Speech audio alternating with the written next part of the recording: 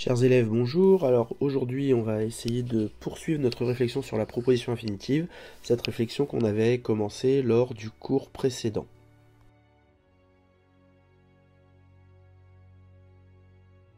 Alors je commence par un rappel de ce qu'on a fait en classe jeudi dernier. Donc on avait étudié le fonctionnement général de la proposition infinitive. Je redonne un exemple. Dico discipulum epistulam scribere. On a d'abord dico, qui est le verbe introducteur, et puis ensuite on a la proposition infinitive elle-même, discipulum epistulam scribere. Cette proposition infinitive comporte un sujet qui est à l'accusatif et un verbe à l'infinitif.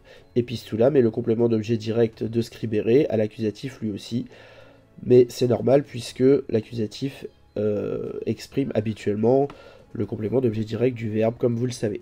Alors, on traduit cette phrase par « je dis que l'élève écrit une lettre », dico, je dis, le verbe introducteur. En français, on est obligé d'ajouter un subordonnant qui n'existe pas en latin. Le subordonnant, c'est « que ». Et enfin, en français, on traduit le verbe en le conjuguant, et donc ça donne « discipulum, l'élève, scribere, écrit, epistulam, une lettre ». Je dis que l'élève écrit une lettre.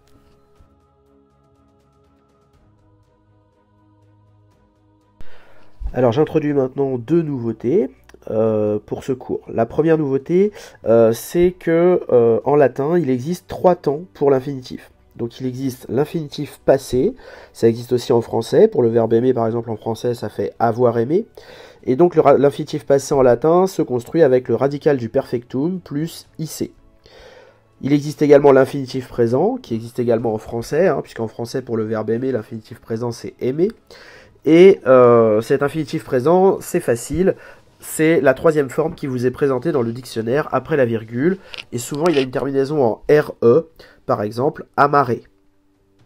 Et enfin, il existe en latin l'infinitif futur. L'infinitif futur, ça n'existe pas en français, c'est quasiment intraduisible, mais on va s'en servir quand même dans le cadre de la proposition infinitive. Vous allez voir pourquoi dans la nouveauté numéro 2. Et donc, il se fabrique sur le radical du supin. Donc, le radical du supin, c'est la dernière forme après la virgule dans le dictionnaire.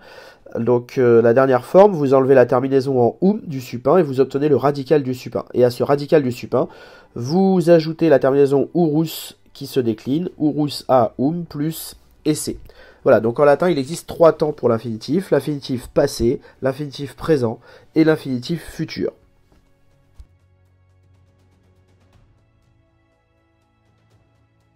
Et on va utiliser ces trois types d'infinitifs dans la proposition infinitive pour indiquer à quel moment se passe l'action du verbe à l'infinitif, celui de la proposition infinitive, par rapport à l'action du verbe introducteur qui, lui, est conjugué. Donc, l'infinitif passé exprime l'antériorité, c'est-à-dire que l'action de la proposition infinitive se passe avant celle du verbe introducteur. Par exemple, dico discipulum epistulam scripsice, vous reconnaissez la terminaison en ic du verbe scribo, et donc vous reconnaissez qu'il s'agit d'un infinitif passé. On va donc traduire, je dis que l'élève a écrit une lettre. Antériorité.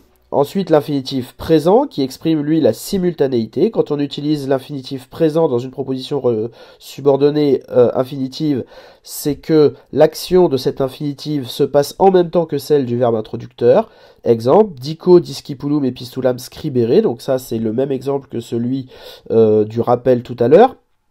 Je dis que l'élève écrit une lettre. L'action du verbe scribere, écrire, se passe en même temps que l'action du verbe dico, dire. Et enfin, l'utilisation de l'infinitif futur, qui exprime, lui, la postériorité, c'est-à-dire que l'action de la proposition infinitive se passe après celle du verbe introducteur. Exemple, dico discipulum epistulam scripturum esse. Je dis que l'élève écrira une lettre. Et donc l'action du verbe écrire, scripturum esse, se passe après l'action du verbe dico qui se trouve dans la proposition infinitive.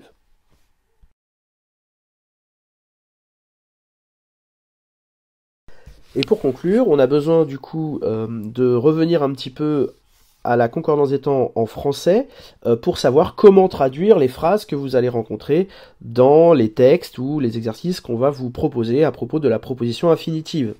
Et donc en français, quand le verbe introducteur est au présent et qu'on veut exprimer l'antériorité, on va utiliser dans la subordonnée l'imparfait.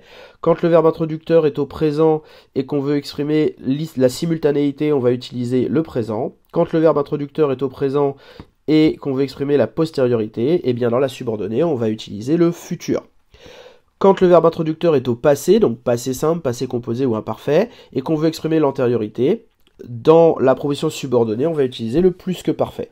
Quand on veut exprimer la simultanéité dans la subordonnée, on va utiliser l'imparfait. Et quand on veut exprimer la postériorité dans une phrase dont le verbe introducteur est au passé, eh bien on utilisera dans la subordonnée le conditionnel.